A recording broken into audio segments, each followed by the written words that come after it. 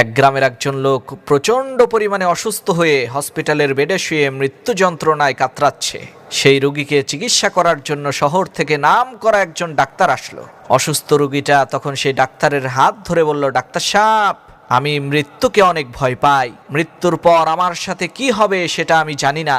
অন্ধকার কবরে একা একা আমি কিভাবে থাকব? রোগীর এই কথা শুনে ডাক্তার সাহেব তখন হসপিটালের কেবিনের দরজাটা খুলে দিলেন। সাথে সাথে ডাক্তার সাহেবের বিদেশি পোষা কুকুরটি লাফ দিয়ে সেই কেবিনের মধ্যে ঢুকে লেজ খাড়া করে নাচতে আরম্ভ করলো। তখন ডাক্তার সাহেব সেই রোগীকে বলল, ভাই দেখেছেন, আমার এই পোষা কুকুর এই রুমটি এর আগে কখনোই দেখেনি। সে জানতো না এই রুমের মধ্যে কি আছে। সে শুধুমাত্র এতটুকুই জানতো যে এই রুমের মধ্যে তার মালিক আছে। তাই আমি দরজা খোলার সাথে সাথেই সে নির্ভয়ে রুমের ভিতরে চলে আসলো। মৃত্যুর পরে কি হবে সেটা আমিও জানি না, কিন্তু আমি এতটুকু জানি সেখানে আমার মালিক আছে, সেখানে আমার রব আল্লাহ আছে।